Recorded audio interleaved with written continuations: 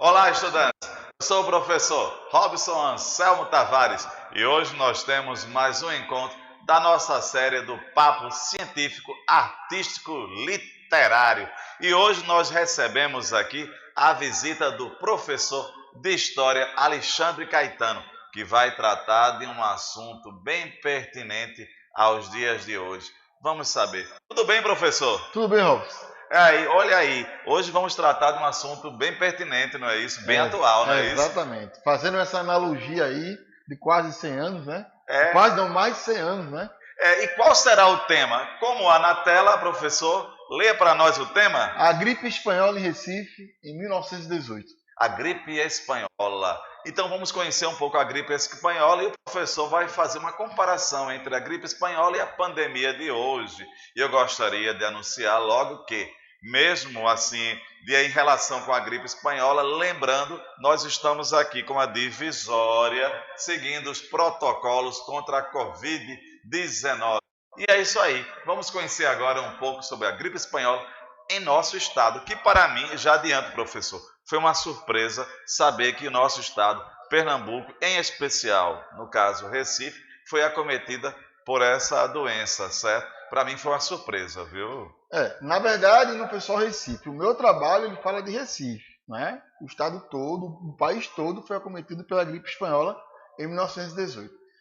Antes de começar a minha fala, eu queria agradecer a Ronaldo aí, o apoio que está dando, o apoio técnico, né? A Sueli, a nossa intérprete, e mandar um abraço para o meu colégio, o colégio na qual eu faço parte, o historiador Pereira da Costa. Um abraço aí à minha diretora Alice, o meu vice Paulo e todos os professores e funcionários do colégio. Aquele abraço. O bairro do colégio? Fica em Maranguape 1, Paulista. Então é isso aí, professor. Só adianto que para mim foi uma surpresa. Eu acho que para muita gente aqui, essa questão de saber que nosso estado, Pernambuco, aqui no Nordeste, porque o nome gripe espanhola eu achava que fosse tão distante, certo? Mas na tela nós temos a representação. Pode falar, professor. Essa representação é justamente as charges, né, que os jornais, né, noticiavam constantemente. O grande palco de discurso do que ocorreu, né, a gripe espanhola. O nome gripe espanhola vem por quê? Porque a Espanha não participou da Primeira Guerra Mundial. Tá? Então, a imprensa espanhola se ocupava bastante em noticiar não só o que vinha ocorrendo na Primeira Guerra Mundial, mas também os acontecimentos da gripe. E aí vem a questão da gripe espanhola. Inclusive, nessa charge, dá para perceber que a personagem, que eu acho que é a gripe, né? Exatamente. Ela está vestida de espanhola. Certo? Para mim foi interessante, porque eu achava que era espanhola. Ela não é espanhola, não? Não. E aí tem o quê? A questão da bailarina, que ela chama da bailarina da morte, não é? A gripe espanhola. Na verdade, a gripe espanhola, ela vem dos Estados Unidos, né? Ela vem lá do Kansas, em centros de treinamentos militares, né? E aí esses militares, eles vão para a Europa, né? E outras regiões e levam a gripe. E a gripe chega aqui em Recife, especificamente, estamos falando da gripe espanhola em Recife, no final de setembro de 1918. Na tela nós temos, né? Nós temos a reforma do Recife antigo, no início do século XX. E aí fica uma indagação, uma pergunta, né? O porquê que tem a ver a reforma do Recife antigo, né? No início do século XX, com a gripe espanhola. Ora, a gripe espanhola também é no início do século XX, 1918. Né? E aí, o que é que nós estamos vendo? Alguns pardieiros, que eram moradias antigas, destruídas, moradias que eram habitadas por pessoas pobres, né? Onde essas pessoas são afastadas do centro, né? Do Recife, que é o Recife antigo hoje, tá? O que podemos chamar de urbanismo de exclusão, uma prática urbanística de exclusão, afastando as pessoas pobres que não têm recursos para bairros adjacentes, pobres, sem saneamento básico, periferias. Né? E aí, quando a gripe chega, essas pessoas que estão desprovidas na questão sanitária são as pessoas que mais irão sofrer com a gripe. Algo que me deixa interrogado é justamente lembrar o seguinte, como nós citamos, como o senhor citou, que é algo que faz 100 anos, por assim dizer, e parece que saiu, não é, do imaginário popular, praticamente as pessoas esqueceram É, dessa pandemia, que foi uma pandemia, não foi uma foi? pandemia, exatamente, né? Nós vamos observar aqui, né, Ela. nessa nosso debate, a questão de que de o Recife adoecendo, né? Um Recife doente e depois o Recife se curando, né? E aí, como você mesmo colocou, Robson, me parece que a sociedade ela esqueceu da gripe, né? Porque o que é que ocorria? Em 1918 existia um discurso muito forte ainda na guerra. A guerra acaba em 18. E aí, os palcos de discussão sobre a gripe, hoje, a Covid-19, você tem não só os veículos de comunicação, TV, os telejornais, como também as mídias sociais, a internet.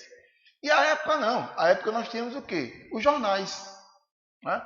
E aí, na minha pesquisa, particularmente, eu vou me amparar principalmente no Diário de Pernambuco, que era o jornal que fazia parte da situação governista, e da província, que era a oposição. Não é? De um lado, como hoje nós temos pessoas que negativam a doença, o negacionismo da doença, à época nós tínhamos também, pelo menos inicialmente. Não é? O Diário de Pernambuco negava a doença inicialmente, e a província, como era oposição, era duas correntes políticas, os Dantas Barreto, que eram os barretistas, que era o Diário de Pernambuco, representava o Diário de Pernambuco, e os borbistas, que era o Manuel Borba, que era o governador à época, que estava ligado, né? Me perdoe, o contrário. Né? Os borbistas estavam ligados ao Diário de Pernambuco, que Certo. era a situação. E os barretistas à província, que era a oposição.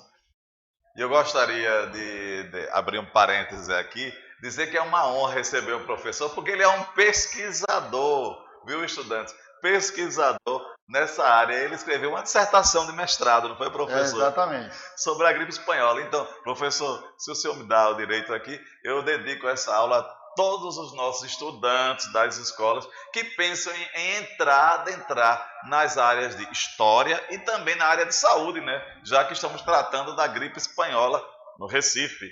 Na tela o senhor tem essas informações, né? Exatamente. Aproveitando aqui o gancho de Robson, eu queria agradecer também ao meu orientador, né, Carlos Miranda, né, professor doutor Carlos Miranda, e um grande professor da universidade que me ajudou bastante, que é o Antônio Paulo Rezende, Da UFPE. da Federal de Pernambuco. Né? Aí temos um olhar sobre uma cidade adoecendo, a modernização do Recife, sua população no início do século XX e a questão sanitária da cidade. Né? Então morreram muitos, não foi? Muitas pessoas. Né? E aí, volta um pouquinho, Rob, só para eu concluir aqui. Aí temos as primeiras notícias da gripe espanhola no Recife, que vem, não é, com a província, não é o diário, é a província, o jornal A Província, e a Ordem, que era outro periódico da época. E a saúde e a questão sanitária no Recife. A questão sanitária também influenciou muito. Muito forte, Robson. Por que muito forte? Porque foi justamente nesse contexto de reforma do Recife, as pessoas hoje chegam ali no Recife Antigo e acham que sempre foi daquela forma. Não, aquilo dali foi todo reformado, né, no início do século XX. Inclusive o Porto, que foi a entrada por onde a gripe entrou. Então, só um minutinho, quer dizer que a gripe espanhola ela tem uma relação com os portos e também com esse ponto sanitário que o senhor falou. Tem sim. Por que tem? Porque as pessoas que mais irão sofrer com a gripe são as pessoas desprovidas de atendimento sanitário. Quando o Recife, existe a reforma no Recife, essa reforma não é para atender o povo, não é para atender os menos favorecidos economicamente, e sim para a construção de um empório econômico dentro do Recife Antigo. A Marquês de Olinda, por exemplo, né? A Marquês de Olinda, por exemplo, tá? E não só a Marquês de Olinda, mas como também toda aquela estrutura que você vê hoje no Recife, tudo aquilo mudou, tá? O Recife era grande parte do Recife era o que? Era composto por pardieros, que eram moradias precárias, pessoas pobres. E aí tudo aquilo será destruído e essas pessoas serão expulsas desses espaços. Quando o professor fala justamente em pardieros, vocês lembraram de cortiços, habitações precárias, pobres. Então, Exatamente. até então, que eu estou observando que o professor está falando, a gripe espanhola, Porto, essa relação com o Porto, né? Essa chegada pelo Recife Antigo, como o senhor falou, não Isso, é a isso? gripe E entra pelo posto. a questão A sanitária, né? questão sanitária, não é? E aqui nós temos mais pontos importantes, não é isso? Que é justamente o Recife doente, é quando o Recife ele adoece, né? As pessoas, alguns chegam através do vapor Piuí, né? A gripe espanhola entra no Brasil através do navio Demerara, que vem de Dakar, né? Na Dakar. África. Só que ele roda, né? O mundo e para no Rio de Janeiro. Aqui no Recife é o vapor Piuí, que chega no final de setembro, tá? E aí algumas pessoas descem acometidas pela doença. Nós não tínhamos, por exemplo, uma estrutura. Na verdade, nós não tínhamos uma ordem médica, nós não tínhamos uma estrutura médica que viesse atender, não é, essas pessoas acometidas pela doença. Até o porquê as pessoas não sabiam do que se tratava. Não existia um antídoto para a doença. O grande remédio, né, a grande profilaxia que foi colocado à época foi justamente o isolamento social, né, que foi definido agora recentemente com a Covid-19, que não tinha o que se fazer. Aí você tem o discurso e prática do Diretório de Higiene do Estado em suas primeiras ações frente à gripe espanhola. Quais as práticas, por exemplo? As ruas do Recife eram lavadas todas as noites, né, com criolinas. Era uma forma de tentar enfrentar a gripe. Os postos de saúde, por exemplo, não tinha tantos atendimentos. Os atendimentos eram feitos nas farmácias, nos bairros. Não é? Mas tudo bem, Alexandre. Mas atender e medicar com o quê? Eram feitos xaropes, né? O próprio limão, por exemplo, que irá encarecer bastante. Tem uma historinha muito interessante. Limão? Que as pessoas falam hoje que aguardente com limão cura a gripe. Isso vem da gripe espanhola. A caipirinha, a caipirinha ela nasce lá na região sul, não é? Sudeste. Que é o sudeste. Ela vem com a gripe espanhola, tem trabalhos belíssimos que falam da gripe espanhola lá, tá?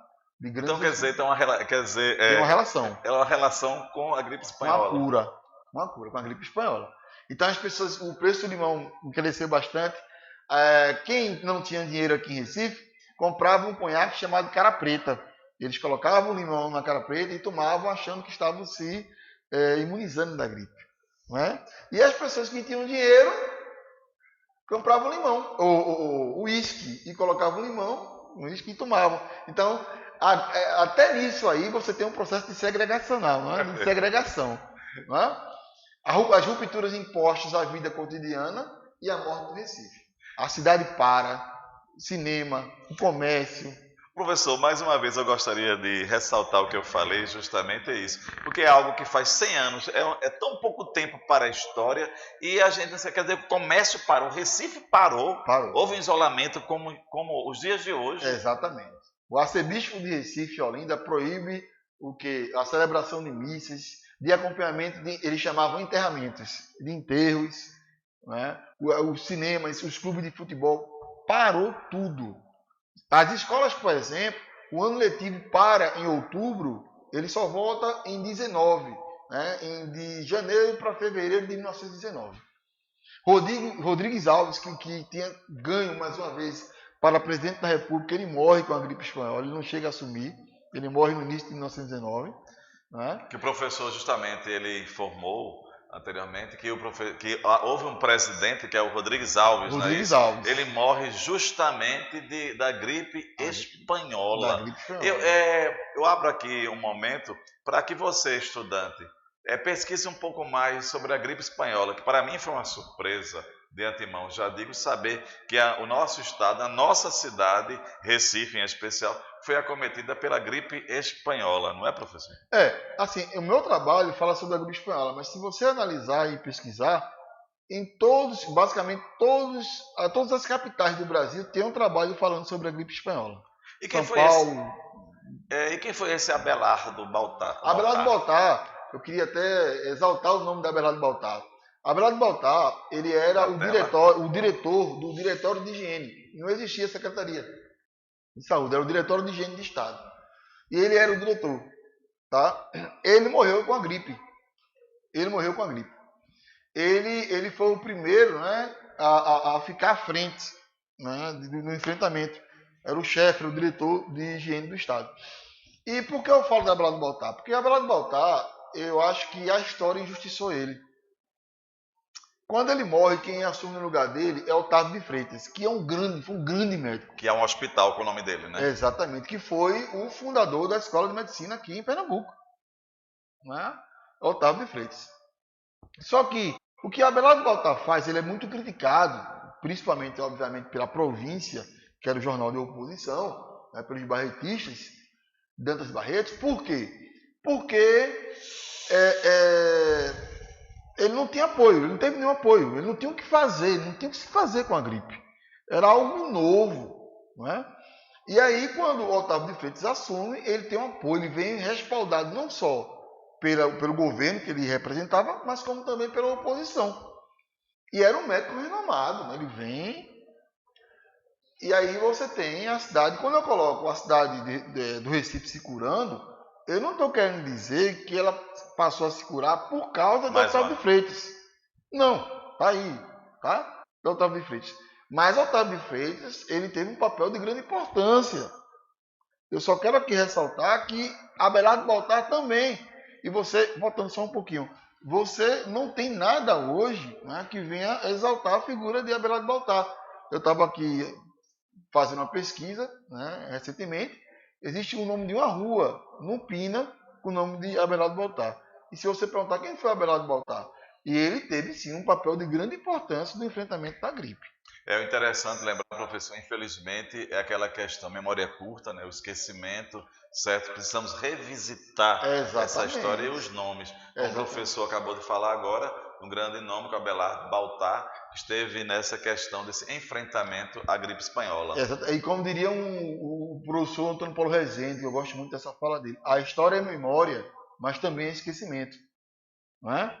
E aí, Abelardo Baltar, ele caiu nesse esquecimento, caiu nessa... Voltando um pouquinho, só para fechar, aí vamos ter ações do Otávio de Freitas frente à epidemia da gripe, receitas médicas e a construção de espaços de cura em Recife adoecido. Esses espaços de cura irão se misturar com espaços produzidos pelo Estado, através do Diretório de Higiene, mas também de pessoas que, nos botequins, por exemplo, escondidos, né, eles tomavam aí as bebidas com limão, achando que iam se curar. Né? Então, esses espaços também. E o declínio epidêmico da gripe espanhola. A gripe espanhola ela começa a ter seu declínio epidêmico em novembro. Né? Então, foi em relação à Covid-19, foi bem mais rápido. Né? Ela foi intensa. Ela chega no final de setembro de 1918, entra em outubro, em novembro começa já a ir embora. Eu fico imaginando numa época que não havia internet, né? Não havia essa velocidade de conhecimento. Quantas pessoas não morreram? E isso está falando de Recife, né? Fora o interior. Né? Sem deixar de levar em consideração que o palco de discussão da questão da gripe eram os periódicos. E não eram todos que podiam comprar jornal. Né? O povo não lia. Sem deixar de levar em consideração as pessoas que não sabiam ler. Grande parte da população não sabia ler. Então, recebiam notícias de quem? Da elite. Do que estava ou não estava acontecendo. A gripe espanhola, ela não escolhe classe social. Porém, as pessoas mais acometidas que irão sofrer dentro desse processo epidêmico são os mais pobres, o povo, né? O trabalhador, o proletariado. É isso mesmo. Não, e eu fico pensando justamente essa questão, a população acometida, certo? Pela a questão da gripe espanhola em nosso estado. O quanto foi, né? Isso pensando em nível de Brasil, de Pernambuco, aliás. Desculpa. Isso aí fica uma incógnita, né? Uma interrogação muito grande, né? Porque os números, no relatório do Otávio de Freitas... Nós temos aqui na tela. Tem a população do Recife, era 245 mil habitantes, né? Tinha basicamente essa população à época. E no relatório do Otávio de Freitas, que o relatório foi dele, obviamente, porque ele estava à frente, né? Depois da morte da Abelardo Baltar, uma média de 9 mil pessoas, né? 9 mil mortos. Assim, que ele colocou no relatório. Nós temos que levar em consideração que, à época, Pernambuco, na Recife, capital, não tinha um Instituto de Médico Legal, IML, não tinha. Então não tem como você fazer os laudos, né? No Nordeste, o único espaço que tinha esse Instituto Médico Legal era a Bahia. Então, vamos ficar. Muitas pessoas irão morrer, pessoas irão ser encontradas mortas ao amanhecer o dia, no centro do Recife. Tá? E o que assombrava bastante a época, acontecer, né? O que se escutava eram as marteladas, né? Eram as fábricas de caixões, que foi justamente quem ganhou dinheiro, fazendo caixões, que não dava conta de girar à noite fabricando caixões. E justamente, professor, eu rebato mais uma vez essa questão de dizer o seguinte: quantas pessoas não morreram por falta da informação? Exatamente. Devido às condições de assistência do período da pandemia, estima-se um número bem maior, com certeza bem maior. E aí, a gente traz aí algumas fotos da época, né, que dá para a gente fazer uma analogia com o que acontece hoje, né, em pleno século XXI. Que é o comportamento de alguns profissionais perante o enfrentamento. O uso da máscara. Né? Já era obrigatório essa questão. 2 fatores primordiais: isolamento social e o uso da máscara. Né? Temos outra foto aí. E aí a foto de pessoas enfermadas, né? Acometidas pela gripe. E o senhor falou que as pessoas morriam rapidamente, não é? Rapidamente. Era assim, nos documentos que eu tive acesso, dentro de 5 dias, pessoas morriam. E aí, para finalizar, nós temos aí a Capela de Nossa Senhora da Saúde, que fica aqui na Praça Miguel de Cervantes. Na Ilha do Leite, né? Essa é uma plaquinha, não é isso? Uma placa, né? Em homenagem à Capela Nossa Senhora da Saúde, né? Que foi construída para agradecer as pessoas que sobreviveram à pandemia. Aí tem a praça, a foto da praça. Exatamente. Quem quiser visitar, é até após a epidemia, né, gente? Após a epidemia, fazer uma aula aí, né? Uma aula.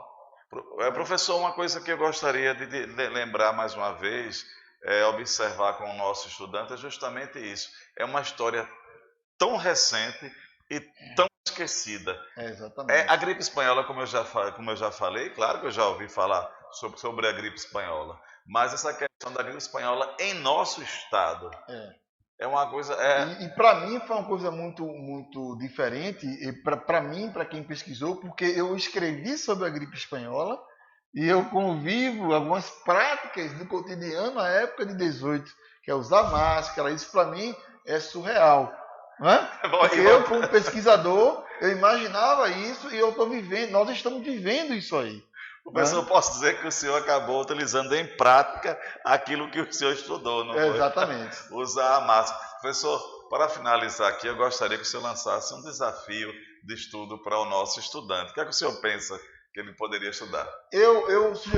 A minha sugestão seria que ele analisasse o processo de reforma das capitais no Brasil. Aqui, começando por Recife. Porque tem muito a ver essa questão do sanitarismo, né? Se analisarmos hoje, nós ainda temos uma falta de 30 a 35% de saneamento básico no Brasil. Né? Pessoas que não têm água encanada, não têm esgoto encanado. Então, fazer essa associação da doença com a estrutura de sanitarismo. Né? E como é que o Estado ele age perante a sociedade. Muito bem, gostei muito do desafio do professor. O desafio que eu dou para vocês é justamente estudar mais um pouco sobre a questão da gripe espanhola. Professor, eu gostaria de pontuar algumas questões. Pode falar. E um livro, né, que foi lançado recentemente pela escritora Lilia Schwartz, que é A Bailarina da Morte. A Bailarina da Morte. Olha aí, uma indicação de um bom livro, A Bailarina da Morte. Também é um livro bem antigo, que conhece, que é justamente que é sobre a história da humanidade contada pelos vírus, né? Eu tenho esse livro. Seria interessante, mas eu Muito gostei. Bom. A Bailarina da Morte, certo? O que eu gostaria, professor, de pontuar, agradecer desde já, são as informações que o senhor falou. A gripe espanhola, que não é espanhola, né? Não é espanhola. Americana. A questão de Pernambuco e de revisitar a história, né? Exatamente. O nome do Abelardo Baltar, certo? Do nosso Otávio de Freitas, a Praça Miguel de Cervantes. Então é isso aí, estudante. Muito obrigado, professor. Obrigado a você. E ele voltará na quarta unidade para debater com a gente, 4 bimestres. Um forte abraço e agradeço a todos aí, a Sueli e a Ronaldo. Um forte abraço. Obrigado, Ronaldo.